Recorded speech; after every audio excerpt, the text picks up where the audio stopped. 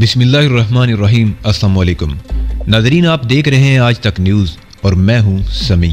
इससे पहले आप इस कहानी की 3 किस्तें सुन चुके हैं और अब चौथी किस्त मुलाहिज़ा फरमाएं। अब मेरा नाम केवल कृष्ण था, जिसके पठानकोट छावनी में ट्रांसफ़र के आर्डर हो चुके थे, मगर वो मेडिकल ग्राउंड पर छुट्टी लेकर डलहौजी में अपनी नकली बीवी के साथ अपनी सेहत बहाल कर रहा था। अब उसकी जगह मुझे पठानकोट छावनी जाकर चार्ज लेना था। खुद को मौत के मुंह में धक्का देने वाली बात थी, मगर मेरे मिशन की तकमील के रास्ते में तो जगह जगह मौत मुंह फाड़े खड़ी थी। मैं बाथरूम से निकल आया और एक आरामदेह कुर्सी पर बैठकर हिंदी अखबार पढ़ने लगा। मैं हिंदी पढ़ लिख सकता था। अखबार की खबरों से मालूम हुआ कि मशरकी पाकिस्तान में गड़बड़ और हुकूमत के खिलाफ मुजाहरों में ज़बरदस्त इजाफा हो गया है और भारतीय अफवाज और हुकूमत गहरी तशवीश की नज़र से सूरत हाल का जायज़ा ले रही हैं। इतने में दिल्ली से अमृतसर जाने वाली गाड़ी आ गई। दूसरे मुसाफिरों के साथ मैं भी वेटिंग रूम से निकलकर फर्स्ट क्लास डब्बे में दाखिल हो गया। डब्बे में एक हिंदू फैमिली बैठी हुई थी, मोटी औरत और उसका काला बजंग अधेड़ उम्र का शोहर और एक बच्ची थी। मुझे देखकर लाला जी ने हाथ जोड़कर नमस्ते किया। मैंने जवाब दिया और कोने वाली सीट पर बैठकर खिड़की से बाहर झांकने लगा। प्लेटफार्म पर रसाले, अखबार, किताबें बेचने वाला आ गया। मैंने उससे अंग्रेज़ी का एक रसाला ख़रीदा और उसे खोल कर पढ़ने लगा, मगर मैं प्लेटफार्म का भी जायज़ा ले रहा था। बंद गेट के पास मिलिट्री पुलिस के 2 आदमी चाको चौबंद खड़े थे, हर आने जाने वाले को घूर रहे थे। खुदा खुदा करके गाड़ी चली तो मैंने सुख का सांस लिया। अमृतसर से मुझे पठानकोट के लिए गाड़ी बदलना थी। अमृतसर में एक खतरा भयानक मुंह खोले मेरा मुंतजिर था और वो खतरा स्मगलर करूंडिया का था।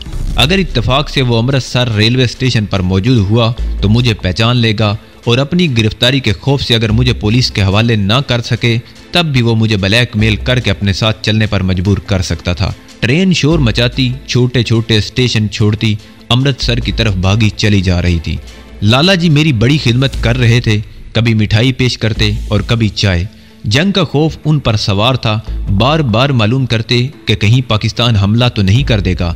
अमृतसर का स्टेशन आया तो उनसे जान छूटी। मैंने खिड़की से प्लेटफार्म पर नज़र डाली। प्लेटफार्म पर मुसाफिरों का रश था। मैं इस भीड़ में फर्स्ट क्लास की इंतज़ार गाह में आकर बैठ गया और रसाला खोलकर बज़ाहिर उसके मुताले में महव हो गया। इस वक्त पेशमानी के एक शदीद एहसास ने मुझे घेर लिया। मैंने महसूस किया कि पाकिस्तान से यहाँ आकर एक हिंदू मेजर का रूप धार कर बड़ी सख्त गलती की है। मैंने अपने आप को भयानक खतरों में डाल लिया है। किसी भी वक्त मेरा भांडा फूट सकता है और फिर भारतीय जेलों की अजियत का एक तवील और जानलेवा सिलसिला शुरू होगा और मैं हूँगा। मैं मर भी नहीं सकूंगा और जिंदा लोगों में शुमार भी नहीं हो सकूंगा। एकदम से मेरे हाथ पैर ठंडे हो गए। दिल ने कहा फौरन यहाँ से भाग चलो, किसी होटल में जाकर वर्दी उतार फेंको, आम से कपड़े पहनो, करूंडिया स्मगलर के पास जाकर माफ़ी मांगो, कोई मन गढ़ंत कहानी उसे सुनाओ, बाकी बचे हुए रुपए उसके हवाले कर दो और उसकी मदद से इंडिया का बॉर्डर क्रॉस करके अपने प्यारे वतन पहुंचकर इत्मीनान की ज़िंदगी बसर करो। ये इतना ताकतवर एहसास था कि मेरा साला एक तरफ रख कर उठ खड़ा हुआ, सीधा बाथरूम में गया।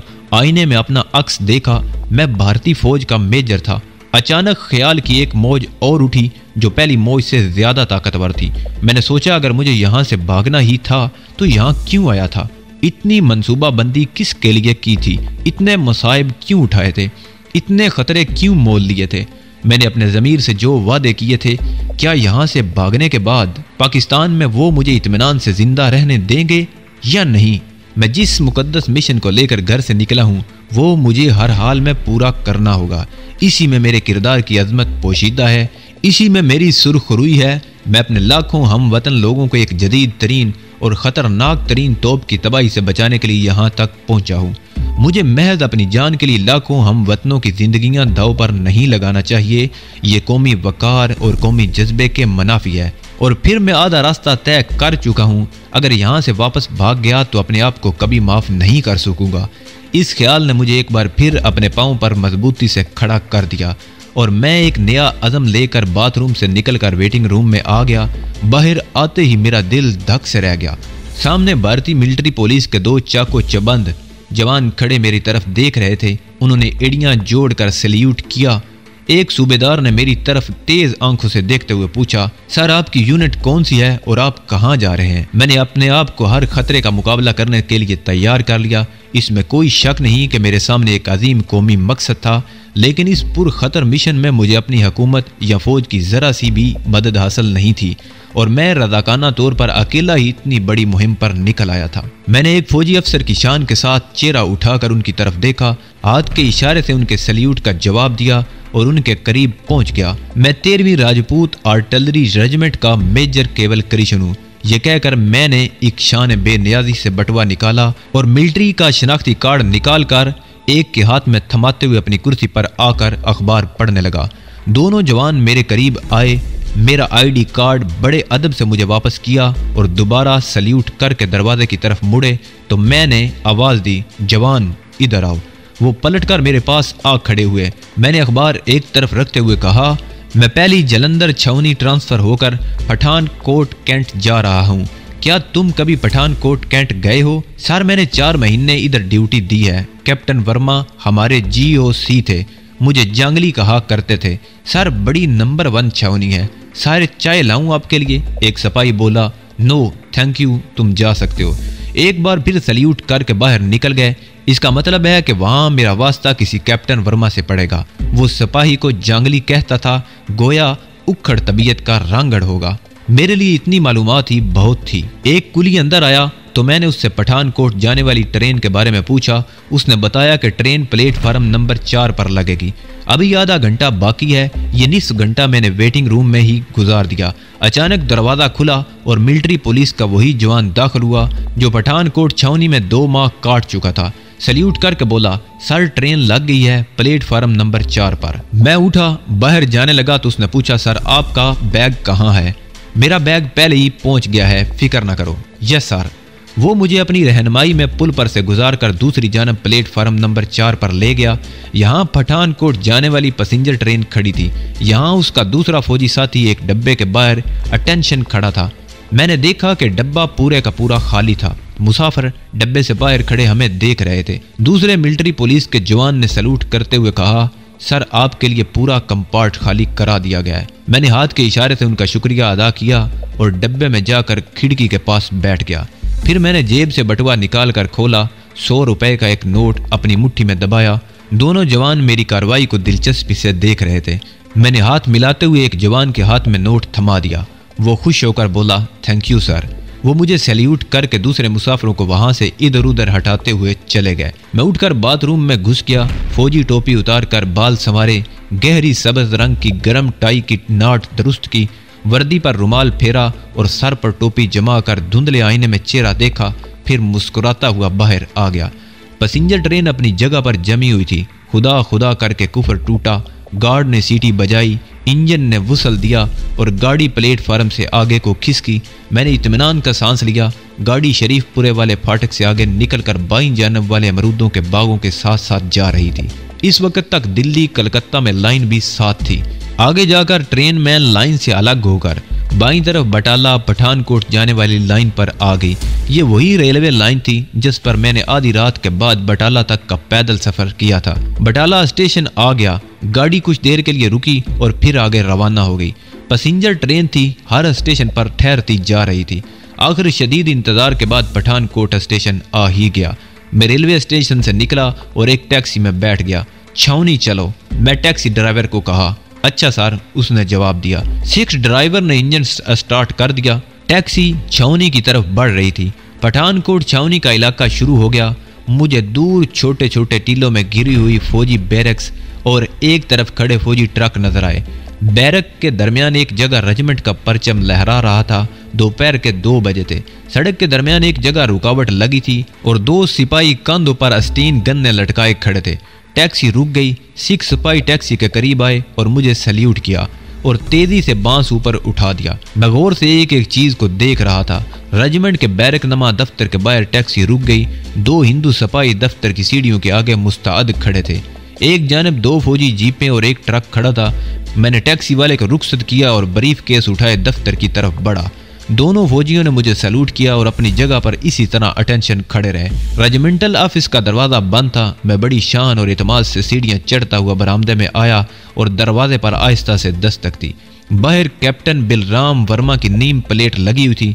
मैं समझ गया कि यह वही कैप्टन वर्मा है जिसका तज़करा अमृतसर के रेलवे स्टेशन पर मिलिट्री पुलिस के जवान ने किया था।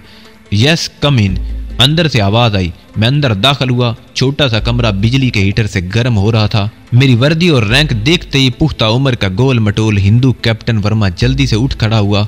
उसने खटाक से सल्यूट किया और बोला, सर। दीवार पर महात्मा गांधी, पंडित नेहरू और वजीर आजम मिसेस इंदिरा गांधी की तस्वीरें लगी हुई थी। मैंने मुस्कुराते हुए कहा, तुम कैप्टन वर्मा हो? I am sure. Yes sir. Captain Verma के चेहरे पर मुस्कुराहट आ गई। Please take a seat. मैं कुर्सी पर बैठ गया। वो अभी तक खड़ा था। मैंने उसकी तरफ उंगली से इशारा किया कि तुम भी बैठ जाओ। वो थैंक यू सर कहता हुआ बैठ गया। अब वो ये मालूम करने को बेताब था कि मैं कौन हूँ और छावनी में क्या करने आया हूँ। उसने मेरे कंधे पर मेजर के ओहदे के फूल और क्राउन के नीचे आर्टिलरी का मोनोग्राम पढ़ लिया था। मैं मेजर केवल कृष्ण हूँ, 13वीं राजपूत आर्टिलरी। कैप्टन वर्मा उछल कर खड़ा हो गया। सर आपका तो हमने बहुत इंतजार किया, मगर आप तो सिक लेवल पर थे। मैंने हाथ तापते हुए कहा, यस कैप्टन, मैंने मेडिकल ग्राउंड पर छुट्टी ली थी, मगर तुम जानते हो आजकल भारत वर्ष के हालात कैसे हैं। मैंने छुट्टी कैंसिल करा दी। अब मैं बिल्कुल फिट हूँ। Very good sir, most welcome. फिर वो मेज की दराज में से एक फाइल निकाल कर देखने लगा। सर आपके आईडी कार्ड गुम होने की रिपोर्ट हमें मिली थी। मैं जरा ठटका, फिर फौरन ही संभल कर बोला, ओ यस, मगर गुड लक हुई, आईडी कार्ड मेरे बेडरूम के क्लोजेट से मिल गया। ये देखो। मैंने बटुए से मेजर कृष्ण वाला कार्ड निकाल कर कैप्टन वर्मा की तरफ बढ़ाया, जिस पर मेरी तस्वीर चिपका थी। थैंक गॉड सर, मगर आपने रिपोर्ट नहीं की। अभी हमारी रिपोर्ट लिख लो और जलंधर कैंट हमारी रेजिमेंट को भी इन्फॉर्म करो। Okay sir. चले आपको आपका कमरा दिखा दूं। आपने लंच किया? आपका बैग कहाँ है? मैंने बताया कि मेरा सामान बाद में आएगा। मैं ज्यादा सामान साथ रखना पसंद नहीं करता कैप्टन, यू नो। हर वक्त फार इनकी पोजीशन में रहता हूँ।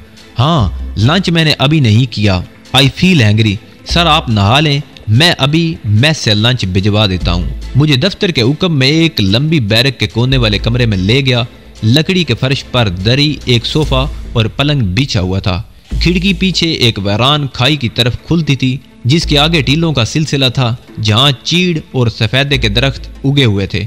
बाथरूम साथ ही था। सर इतनी अच्छी जगह नहीं, मगर सर यू नो ये पठानकोट कैंट है। उसने कहका लगाया तो मैंने भी उसका साथ दिया। जब वो चला गया तो मैंने दरवाजा बंद कर लिया। आईने के सामने खड़े होकर अपना अक्स देखा। मैं मेजर कृष्ण नहीं था, मगर इस वर्दी में बिल्कुल मेजर लग रहा था। मुझे सबसे पहले अपने लिए एक रिवाल्वर इशू करवाना था, फिर तोप खाने की तनसीबात की अहम तरीन फाइल का मुतालिया करके इस तोप की पोजीशन मालूम करना था, जिसका रुख लाहौर की तरफ था और जिसको तबाह करने के लिए मैंने इतना बड़ा खतरा मोल लिया था। और अब मैं एक लम्हा भी ज़ाया नहीं करना चाहता था। मेरी नकली हसीयत तस्लीम कर ली गई थी और मैं इस हसीयत से बहुत ज़्यादा फ़ायदा और जल्द उठा लेना चाहता था। कैप्टन वर्मा अर्दली के साथ खाना लेकर आ गया। खाना कांसी की थाली में ढका हुआ था। सर भोजन कीजिए, कैप्टन वर्मा ने मुस्कुराते हुए कहा और खाना मेज के बीच रख दिया। कैप्टन वर्मा रेजिमेंट के बारे में बातें करने लगा। उसका लहजा खुशामदाना था। मैं भी उसकी हौसला अफजाई करने लगा। वो बेहद खुश हुआ। मैंने बातों ही बातों में अपने लिए रिवाल्वर इशू कराने का जिक्र किया। नया रिवाल्वर इशू करवाना कोई आसान बात नहीं होती। यही हुआ। कैप्टन वर्मा बोला, सर आपको अपना रिवाल्वर साथ लेकर आना चाहिए था। बड़ी कॉम्प्लिकेशन होगी, मगर don't worry sir, I will see to it. मैंने कैप्टन वर्मा को यह तासर दिया कि अपना रिवाल्वर जालंधर कैंट के रेजिमेंट में जमा करा दिया था। नो प्रॉब्लम सर, हम रेजिमेंटल ऑफिस को लिख देंगे कि मेजर साहब को नया रिवाल्वर इशू किया जा रहा है। ये मैं नहीं चाहता कि मेरे बारे में इस किस्म की रिपोर्ट पीछे जालंधर कैंट को दी जाए। मैंने कहा, इसकी क्या जरूरत है, ख्वाह मुखा ऑफिस रूटीन का लंबा चक्कर शुरू हो जाएगा। Okay sir, you are boss here. आप जैसा कहेंगे वैसा ही होगा। मैंने खाना खाकर बाथरूम में जाकर मुंह हाथ साफ किए, फिर कैप्टन वर्मा के साथ ऑफिस में आकर अपनी कुर्सी पर रेजिमेंटल हेड की हैसियत से बैठ गया। मुझे वहाँ की दफ्तरी कार्रवाई के बारे में कुछ भी मालूम नहीं था, लेकिन मुजाहिद फोर्स की ट्रेनिंग के बायस मुझे इब्तदाई मालूमात जरूर हासिल थी। सर जालंधर कैंट से अभी आपकी कंफर्मेशन रिपोर्ट हमारे ऑफिस को नहीं मिली। आप अपने साथ ही ले आते तो अच्छा था। मैं डलहौजी में छुट्टियां गुजार रहा था, लेकिन बस मशरकी पाकिस्तान की सियासी हालत देखकर सीधा यहाँ आ गया। मैंने जालंधर कैंट को इतला कर दी थी, वहाँ से कल परसों तक मेरा ज्वाइनिंग अथॉरिटी लेटर आ जाएगा। कैप्टन वर्मा ने जेब से सिगरेट निकाल कर मेरी तरफ बढ़ाया और बोला, ये कोई प्रॉब्लम नहीं है सर, आप हमारी रेजिमेंट के आला ऑफिसर हैं। मैंने एक सिगरेट निकाल लिया। कैप्टन वर्मा ने उठकर लाइटर से मेरा सिगरेट सुलगाया। मैं यूं ही एक फाइल खोल कर देखने लगा। कैप्टन वर्मा ने उसी वक्त फोन पर दूसरे जूनियर अफसरों को बता दिया कि मेजर कृष्ण ने चार्ज संभाल लिया है। इसके बाद कुछ हिंदू जूनियर अफसर मुझे मिलने आए। नौजवान, दुबले पतले हिंदू लेफ्टिनेंट और सेकंड लेफ्टिनेंट थे। 2 सिख कैप्टन भी थे। वो मुझसे मिलकर बहुत खुश हुए और मेरे आगे पीछे फिर रहे थे। रात को उन्होंने ऑफिसर में से मुझे पुरतकल्लफ डिनर दिया। कैप्टन वर्मा सरूर में था। मैंने उसकी हालत से फ़ायदा उठाते हुए बहुत सी मालूमात हासिल कर ली। मुझे पता चला कि जिस ताकतवर तरीन तोप की तलाश में मैं वहां आया था उसका यहाँ पर परिया नाम रखा गया था। डिनर में कुछ भारतीय फौजी अफसरों की बीवियां भी कीमती साड़ियां पहने हुए मौजूद थीं। कैप्टन वर्मा ने अभी तक शादी नहीं की थी। सर, इंडियन औरतें मुझे पसंद नहीं, मैं किसी जापानी औरत से ब्याह करना चाहता हूँ, कैप्टन वर्मा बोला। डिनर पार्टी रात 12 बजे तक जारी रही। फिर मैं अपने कमरे में आ गया। अभी तक मेरा मिशन बिल्कुल ठीक जा रहा था। इन लोगों पर मैंने अपना असर डाल दिया था। सुबह मुझे परिया नामी तोप की पोजीशन मालूम करनी थी। मेरे राज के फाश हो जाने का कदम कदम पर खतरा था। चुनाचे मैं अपने अमल को तेज तर करना चाहता था, मगर मुश्किल ये थी कि हर बात मेरे इख्तियार में नहीं थी। तोप के मोर्चे तक पहुंचकर उसे तबाह करना इतना आसान काम नहीं था। इसमें बहुत सी रुकावटें और कबाहतें हायल थीं जो मुझे दूर करना थी। ये भी इत्मीनान की बात थी कि असल मेजर कृष्ण ने ड्यूटी ज्वाइन नहीं की थी, इसलिए उसके असली दस्तखतों का नमूना रेजिमेंटल ऑफिस में नहीं पहुंचा था। इसकी जगह मैं वहां आ गया था और मैंने दस्तखत एक सादा कागज पर करके फाइल करवा दिए थे। ये नकली कृष्ण के दस्तखत थे जिन्हें मैंने अच्छी तरह से बना लिया था। ये अंग्रेजी के दस्तखत थे। मैंने हिंदी के दस्तखतों की भी मशक कर रखी थी कि शायद कभी किसी जगह करने पड़ जाए। मेरे पास इस वक्त 700-800 रुपए के भारतीय करेंसी नोट रह गए थे, मगर अब मुझे रुपयों की परवाह नहीं थी। दूसरे दिन यूनिट का झंडा लहराने की रस्म के बाद मैं ऑफिस में आकर बैठ गया और मुख्तलिफ फाइलों का मुताला करने लगा। इनमें सिवाय सप्लाई एंड बैलेंस, इंतजामी अमूर, महकमाना कार्रवाइयों, अखराजात, एमोनेशन और राशन पानी की तफसीलात के सिवा कुछ नहीं था। दफातन एक सिख सूबेदार मेजर कमरे में दाखिल होकर सल्यूट किया और कहा, सर, क्वार्टर मास्टर सूबेदार मेजर बलविंदर सिंह हाजिर है। मैंने सर उठाकर पूछा, वेल सूबेदार, क्या बात है? सर, घी का राशन सिर्फ आज का रह गया है, कल यूनिट के जवानों की पूरियां नहीं मिलेंगी। कैप्टन वर्मा को रिपोर्ट करो। सिख सूबेदार सल्यूट करके चला गया। मैं लोहे की अलमारी के पास खड़ा हो गया और अंदर रखी फाइलों और कागजात का जायजा लेने लगा। यहाँ भी मुझे कोई काम की चीज ना मिली। इतने में लेफ्टिनेंट कपूर ने अंदर आकर सल्यूट किया और बोला, सर, यूनिट का मुआयना तैयार है। मैं समझ गया कि सुबह मुझे यूनिट के जवानों का मुआयना करना होगा। मैंने कहा, कैप्टन मल्होत्रा से कहो, वो इंस्पेक्शन कर लेगा, मैं एक जरूरी काम कर रहा हूँ। Okay sir. ये कहकर वो वापस चला गया। थोड़ी देर बाद कैप्टन वर्मा आ गया। सल्यूट करने के बाद बोला, सर, आपको कौन सी फाइल चाहिए? मुझे ऑर्डर करें, आप नए नए हैं, पता नहीं चलेगा। मैंने अलमारी बंद कर दी और कुर्सी पर बैठते हुए बोला, यूं ही दफ्तर की फाइलों पर एक नजर डाल रहा था। कैप्टन वर्मा भी बैठ गया। मैंने कहा, घी का राशन खत्म हो गया है क्या? क्वार्टर मास्टर बलविंदर सिंह आया था। कैप्टन वर्मा ने कंधे उचका दिए। जंगली है सर, एकदम घी के 13 कनस्तर स्टोर में पड़े थे, सब ठीक है सर। फिर उसने मुस्कुराते हुए कहा, सर, आप विष्णु है, मगर मेरा मतलब है आप विष्णु देव की पूजा नहीं करते। वो कैप्टन, बात यह है कि इतनी फुर्सत ही नहीं मिलती कि पूजा पाठ को संभालें। मैं समझ गया सर, मैं भी शिवरात्रि को ही पूजा पाठ करने यहाँ शहर के मंदिर जाता हूँ। अब मैंने डायरेक्ट एक्शन लेते हुए कहा, कैप्टन, मैं अपनी पोजीशन को इंस्पेक्शन करना चाहता हूँ। तुम जानते हो हमारा हमसाया मुल्क असला जमा कर रहा है, हमें चौकस रहना होगा। वो तो जंगली लोग हैं सर, इस बार हम पाकिस्तान को ऐसा मजा चखाएंगे कि याद करेगा पाकिस्तान। मगर हमारी तोपों की रेंज पाकिस्तान की रानी तोपों के मुकाबले में बहुत कम है, सिवाय एक तोप के। मैंने कैप्टन वर्मा के चेहरे का जायजा लेते हुए कहा, यही परिया नाम की वो बड़ी तोप थी जिसकी रेंज लाहौर तक थी। कैप्टन वर्मा ने मेज पर आहिस्ता से हाथ मारा और बोला, सर, यही तो वो गन है जो लाहौर शहर की ईंट से ईंट बजा देगी। इतनी बड़ी तोप साउथ एशिया में किसी मुल्क के पास नहीं है। मैंने कहा, मैं परिया तोप की इंस्पेक्शन करूंगा। आप GOC हैं सर, आप चलिए, ऑफ कोर्स, कम ऑन। ये कहकर मैं कुर्सी से उठा और कैप्टन वर्मा के साथ बाहर आ गया। हम एक फौजी जीप में सवार हो गए। जीप रेजिमेंटल सेंटर से निकलकर टीलों की जानब रवाना हो गई। ये मैदानी इलाका भी था और पहाड़ी भी। कहीं घने दरख्तों के झुंड थे और कहीं पहाड़ी तोते खड़े थे। हमारी जीप एक पहाड़ी पर चढ़ने लगी। ऊपर एक छोटा सा मैदान था, यहाँ 4 गार्ड पहरा दे रहे थे। हमारी जीप एक तरफ रुक गई। उन्होंने हमें सल्यूट किया। कैप्टन वर्मा बोला, सर वो देखिए, वो सामने वाली टीकरी के अंदर परिया तोप का मोर्चा है। वेरी गुड, भगवान हमारी रक्षा करेगा। ये कहकर मैं कैप्टन वर्मा के साथ टीकरी की तरफ बढ़ गया। यहाँ टेकरी के अंदर एक गोल कमरा सा बना दिया गया था, जिसके वस्त में एक बहुत बड़ी तोप निस्ब थी। तोप का आधा दहाना दीवार के एक सुराख से निकला हुआ था। गन मैन एक तरफ कितार में खड़े थे। कैप्टन वर्मा मुझे तोप के पास ले गया और उस पर हाथ रखकर बोला, सर ये लाहौर की दुश्मन है, इसका गोला यहाँ से फायर होकर लाहौर में तबाही मचा देगा, और दूसरा गोला थोड़ा आगे और तीसरा गोला उसके ज़रा आगे।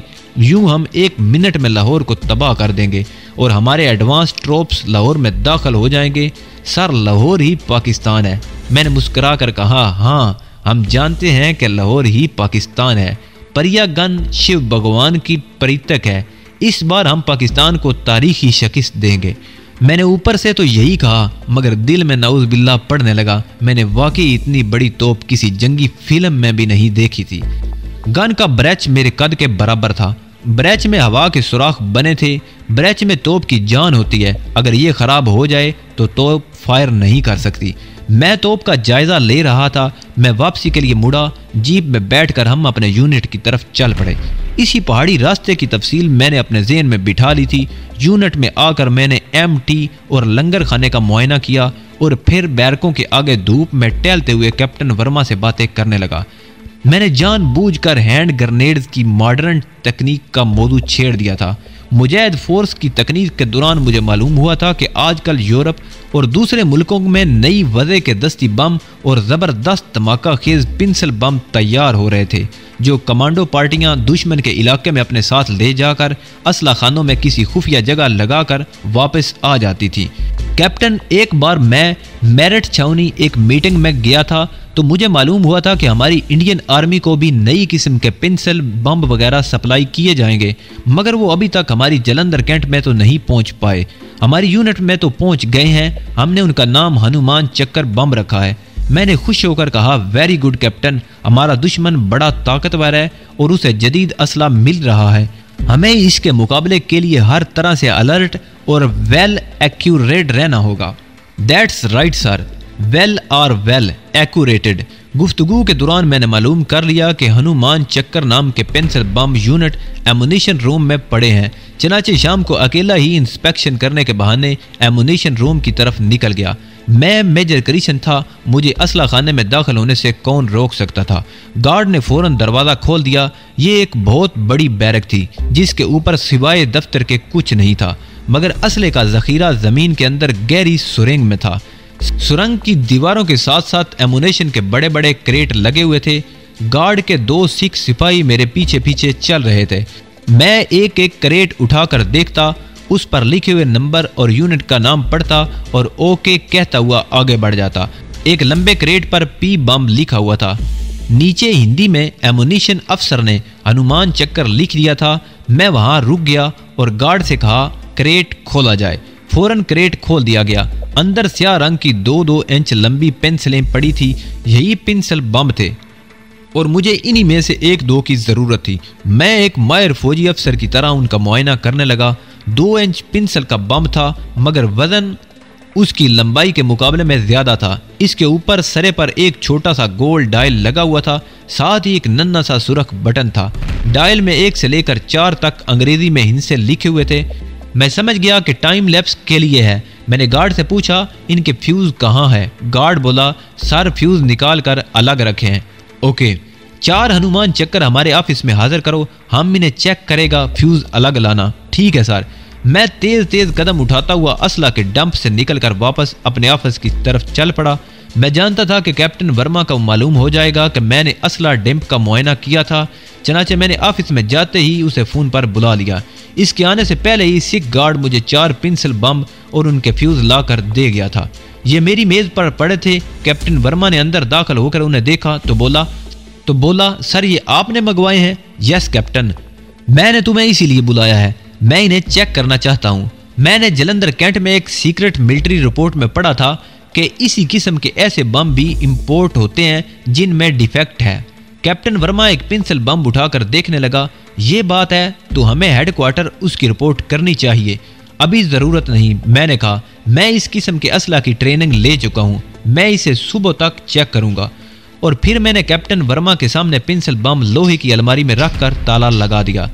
उसने दबी दबी आवाज में कहा, सर ये असला है, हमें अपने पास रखने की इजाजत नहीं है। मैंने मुस्कुरा कर कहा, कैप्टन मैं इसकी जिम्मेदारी लेता हूँ।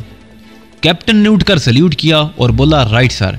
डिनर मेस में करेंगे या तुम लोगों के साथ डिनर का लुत्फ आता है। Thank you sir. ये कहकर वो चला गया। मैंने महसूस किया कि वो कुछ संजीदा हो गया था।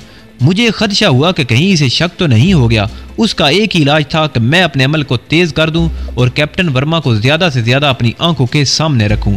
इसलिए मैंने रात मेस में अफसरों के साथ डिनर करना मंजूर कर लिया था। रात को खाने पर मैंने कैप्टन वर्मा को निगाहों से ओझल न होने दिया, मगर मैंने देखा कि वो खामोश और संजीदा था, जैसे किसी गहरी सोच में डूबा हो। मुमकिन है कि वो मेरे बारे में सोच रहा हो कि मैंने वो खतरनाक हथियार जो सिर्फ कमांडोज के काम आता है अपने ऑफिस में क्यों रखा है। ये ख्याल जहन से झटक कर मैं उस रात शगुफ्ता मूड में हिंदू और सिख अफसरों से हंस हंस कर बातें करता रहा। दूसरे रोज मैं ऑफिस में आकर बैठा ही था कि ताज़ा मिलिट्री डाक आ गई। एक खत पढ़कर मेरा रंग उड़ गया। ये खत जलंधर छावनी के ऑफिसर कमांडिंग की तरफ से आया था। इसमें लिखा था कि मेजर कृष्ण अभी तक तिब्बी छुट्टी पर है, इसलिए वो एक और ऑफिसर मेजर चरणजीत सिंह को पोस्ट कर रहे हैं, जो हफ्ते की शाम पठानकोट छावनी के रेजिमेंटल ऑफिस पहुंचकर रिपोर्ट करेगा। मैंने खत जेब में रख लिया। फिर मैं उठकर दफ्तर से बाहर आ गया। मैं बरामदे का जायजा लेना चाहता था। मुझे बाहर आते देखकर गार्ड एकदम अटेंशन हो गए। मैं वापस दफ्तर में आ गया और तेजी से अलमारी की तरफ बढ़ा। ताला खोला, चारों पेंसिल बम निकाले, वहीं अलमारी के पट की ओट में 2 बमों को फ्यूज लगाए और सुरख बटन आगे दबाकर छोटे डायल की बारीक सुई को 3 के हिस्से से पुर कर दिया। दोनों बम मैंने अपनी जेब में रख लिए, बाकी 2 को कागज में लपेटा, अलमारी को ताला लगा दिया और दफ्तर से निकलकर एमुनेशन डंप की तरफ चल दिया। असले के जमीन 2 जखीरे में उतरने लगा। गार्ड मेरे साथ हो लिया। मैंने उसे बताया कि मैं पेंसिल बम वापस रखने आया हूँ। मैंने क्रेट खुलवाया और जेब से बम निकाल कर उसे खोलने लगा। मैं गार्ड से बातें भी कर रहा था। मैंने जानबूझकर अपने हाथ से रुमाल नीचे गिरा दिया और उसे कहा, जवान रुमाल उठाओ। वो रुमाल उठाने के लिए झुका तो मैंने दोनों बम क्रेट में पड़े हुए दूसरे बम्बों के साथ रख दिए। सिख गार्ड ने अदब से रुमाल पेश किया। वेल जवान, क्रेट बंद कर दो, मैंने असला चेक कर लिया है। ओके, मैंने कहा। ओके, मैंने कहा ठीक है सर। सिख गार्ड ने क्रेट बंद करके उसके ऊपर पतरी चढ़ा दी। मैं उससे यूनिट के बारे में इधर उधर की बातें करता हुआ असले के जखीरा से बाहर आ गया।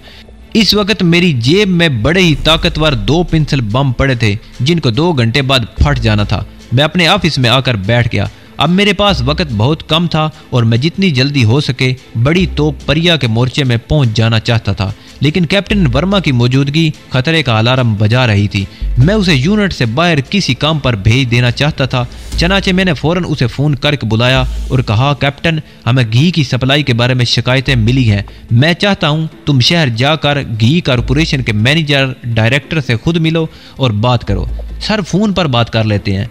ओ नो कैप्टन, तुम उन लोगों को नहीं जानते। घी की क्वालिटी में भी मुझे फ़र्क लगा है, तुम खुद जाओ। ओके सर, कैप्टन वर्मा ने सल्यूट करते हुए कहा। उसके चेहरे पर वही पुरस्कार संजीदगी थी और ये मेरे लिए खतरे का बहुत बड़ा अलार्म था। कैप्टन वर्मा चला गया तो मैंने उठकर दरवाजे पर गिरे पर्दे की ओट में से झांक कर देखा। वो गहरी सोच में डूबा हुआ था। मेरा दिल शिद्दत से धड़कने लगा। कहीं ये GOC जलंधर कैंट को फ़ोन न कर दे। मेरे दिल में तरह तरह के वसवसे पैदा होने लगे। मेरी आंखें कैप्टन वर्मा पर लगी हुई थी। जीप में बैठकर उसने इंजन स्टार्ट किया और उसे दरख्तों के नीचे से निकालकर यूनिट के गेट की तरफ बढ़ गया। जब वो अहाते से निकलकर शहर जाने वाली सड़क पर रवाना हो गया तो मैं वापस अपनी कुर्सी पर आकर बैठ गया। नए मेजर चरणजीत सिंह के चार्ज लेने में अभी 2 दिन पड़े थे। उसकी मुझे फिक्र नहीं थी। परेशानी इस बात की थी कि कहीं कैप्टन वर्मा शहर जाकर मिलिट्री पुलिस को फ़ोन न कर दे कि उसे मेजर कृष्ण पर शुबा है। कुछ भी हो सकता था। हालात करीब करीब हंगामी ही थे। एक बार मुझे मिलिट्री पुलिस ने हाथ डाल दिया तो फिर नजात नामुमकिन थी। वक्त गुजर रहा था। मेरी जेब में पड़े हुए 2 पेंसिल बम्बों के अंदर लगी हुई नन्ही सी गरारी ने चलना शुरू कर दिया था। और 1.25 घंटे बाद इन बम्बों को कयामत खेज धमाके के साथ फट जाना था।